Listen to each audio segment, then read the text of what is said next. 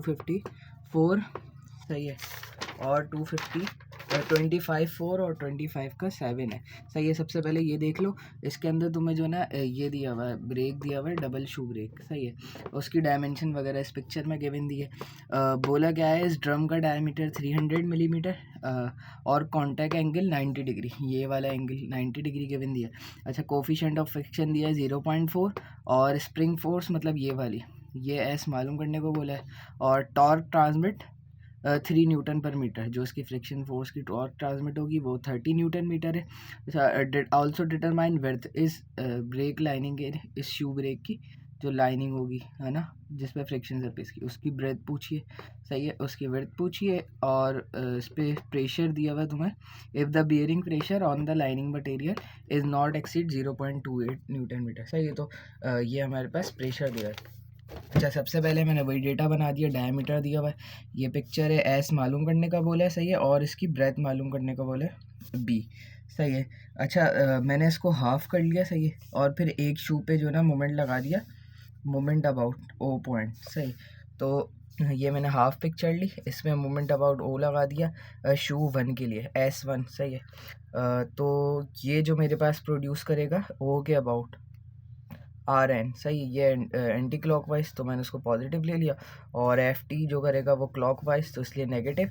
अच्छा, इससे यहाँ तक का डिस्टेंस पता है कैसे पता चला, ये FT से ये पॉइंट तक का डिस्टेंस, तो ये इसका जो है ड्रम का रेडियस होगा, डाया दिया हुआ था 300, तो मैंने 150 ले लिया इसको सही है। फिर माइनस का ये S क्योंकि जो है क्लॉकवाइज करेगा इसलिए नेगेटिव में, और डिस्टेंस का 225 प्लस 250, तो ये आ गया 475 इक्वल टू 0 ले लिया। तो अच्छा, मुझे पता है यहाँ पे जो फ्रिक्शन फोर्स है वो किसके बराबर होती है, नॉर्मल रिएक्शन और उसका म्यू कोफिशिएंट, तो इसका म्यू कोफिशिएंट आर प्राइम। अच्छा, अब ये म्यू प्राइम मुझे नहीं पता, तो म्यू प्राइम के लिए मैं क्या करूँगा, 4 म्यू साइन थीटा का फॉर्मूला, ये भी डेरिवेशन में ही कराया था सही है। बस इसके अंदर एंगल जो मेरे को दिया है, ये दिया हुआ है 90 डिग्री सही है, लेकिन ये हम जो है ना सेंटर से लेते हैं, ये 2 थीटा होता है, ये डेरिवेशन करी होगी तो उसमें पता होगा।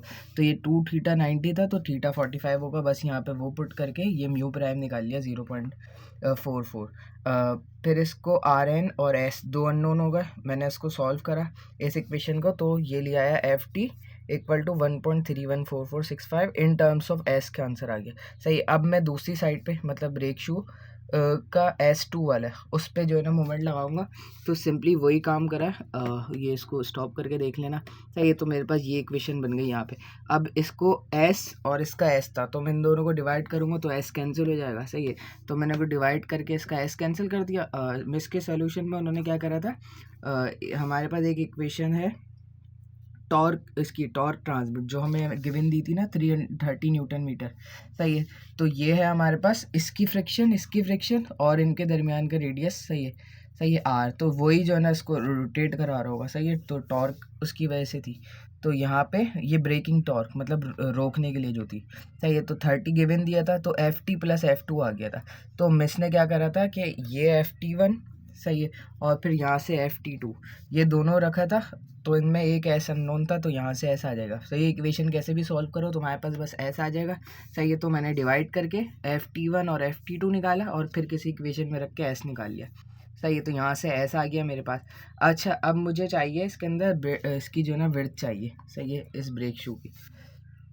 तो इसके लिए मैंने क्या करा, मुझे पता है प्रेशर किसके बराबर होता है, फोर्स पर यूनिट एरिया सही है। ये फोर्स क्या है मेरे पास, जो ब्रेक शू पे लग रही है सही है। ब्रेक शू मेरे पास इस तरीके का सही है, ये इसकी कर्व सरफेस, ये ब्रेक शू सही है। इसकी जो विड्थ है ना, इसको मैंने बी बोल दिया, ये मालूम करनी सही है। तो इस पर जो फोर्स लग रही है वो फ्रिक्शनल फोर्स लग रही है, तो ये frictional force divided by area सही है। तो मेरे पास ये आ जाएगी प्रेशर सही है। प्रेशर मुझे गिवन दिया 0.28 न्यूटन पर मिलीमीटर स्क्वायर सही है। अब ये फ्रिक्शन फोर्स मुझे देखनी पड़ेगी कौन से ब्रेक शू पे ज़्यादा है सही है, कि ब्रेक शू इस पे और इस पे ज़्यादा है, तभी तो मैं ब्रेक शू की देखूँगा ना, कि फोर्स कितनी भी ज़्यादा हो मेरे ये जो फ्रिक्शन, ये जो मेरे पास ब्रेक शू है ना, इसको बेयर कर ले सही है। तो मैं यहाँ पे देख लूँगा मेरे पास फोर्स कौन सी होगी, तो मैंने क्या करा, ये रिएक्शन फोर्स, ये RN1 और RN2 सही है, ये वही फ्रिक्शन फोर्स निकाली है, F फ्रिक्शन फोर्स सही है। और फिर म्यू बराबर होता है, तो म्यू डिवाइड में लिया है, क्योंकि FT1 मैंने यहाँ निकाल लिया, तो और FT2 यहाँ निकाल, तो यहाँ से मेरे पास RN आ गया सही है, जो कि ब्रेक शू 1 पे आई 293 और ब्रेक शू 2 पे आए 160। सही है, तो ज़्यादा फोर्स में ले लूँगा। सही है, ताकि मेरे पास वो कम वाली को तो बेयर कर ही लेगा, तो मैं ज़्यादा वाली पे अपनी डिज़ाइन कर लेता हूँ। सही है, तो यहाँ पे मैंने लिख दिया 293, तो यहाँ पर आ गया 293 पॉइंट जो भी था। सही है, अच्छा और एरिया क्या होगा? अच्छा, इसमें एरिया जो हम लेते हैं ना, इसमें अगर मैं बताऊँ, सही है, इसके अंदर जो हम एरिया लेंगे ना वो लेते हैं, हमारे पास होता है प्रोजेक्टेड एरिया। सही है, जैसे जो ना उसमें पढ़ा था, एसएम में पढ़ा था। सही है, अब प्रोजेक्टेड एरिया लेते हैं। ये मेरे पास क्या था, θ2 था, मतलब ये एक थीटा आ गया और ये एक थीटा आ गया। ये डिस्टेंस क्या है, रेडियस आर। सही, तो ये डिस्टेंस सामने वाला क्या होगा, आर साइन थीटा। सही है, और ये वाला भी आर साइन थीटा। सही है, तो ये दोनों कितने हो जाएंगे, टोटल डिस्टेंस क्या हो जाएगा, 2r साइन थीटा। सही है, 2r साइन थीटा हो गया ये। तो ये कितनी हो गई, 2r साइन थीटा, मतलब ये वाली लेंथ हो गई मेरे पास 2r साइन थीटा, और ये इसकी ब्रेथ भी थी, तो एरिया क्या हो जाएगा, 2r sine theta into breadth. सही, तो यहाँ से ये एरिया आ गया, प्रेशर मुझे गिवन दिया था, तो ये अननोन भी आ गया, जो कि 4.95 या अप्रॉक्सीमेटली 5 मिलीमीटर ही आएगा। सही है, तो ये क्वेश्चन हो गया। अच्छा, नेक्स्ट क्वेश्चन है मेरे पास 254,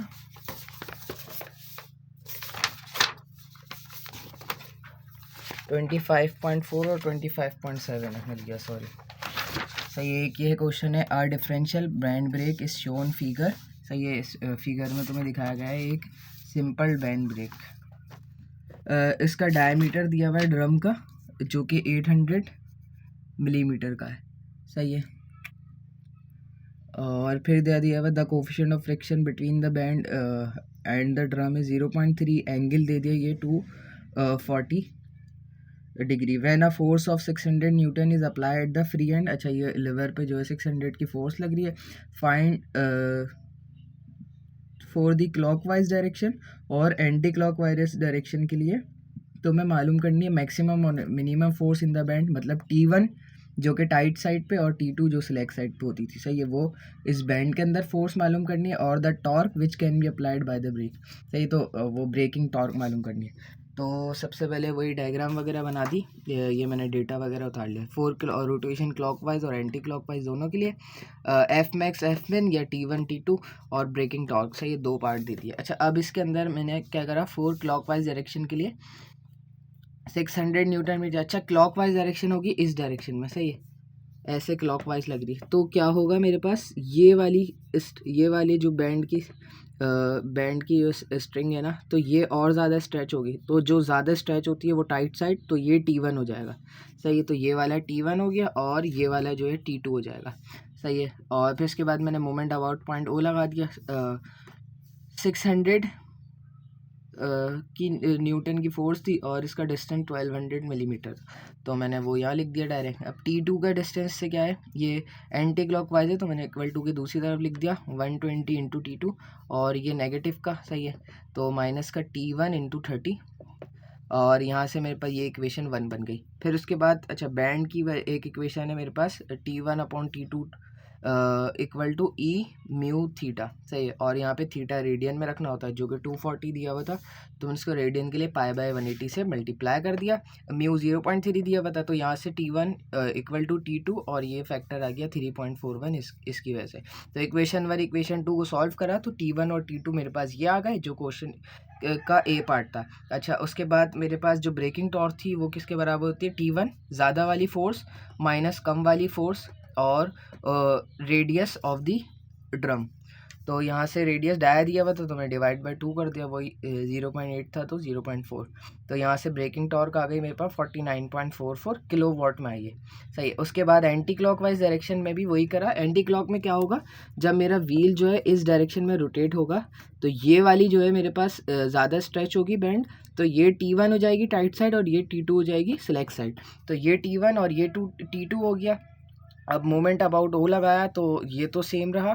सही है, बस यहाँ पे T1 के साथ जो डिस्टेंस 120 आ गया। सही है, और माइनस का T2 क्यों, क्योंकि ये मैं इक्वल टू के दूसरी तरफ ले रहा हूँ और ये इसको क्लॉकवाइज रोटेट कर रहा है, तो माइनस का 30 T2 इक्वेशन 3 और इक्वेशन 3 और इक्वेशन 2 इसमें क्योंकि डायरेक्शन का कोई वो रोल नहीं होता, तो इन दोनों को सॉल्व करके मेरे पास T1 ये आ गया और T2 ये आ गया, जिसको मैंने प्राइम बोल दिया।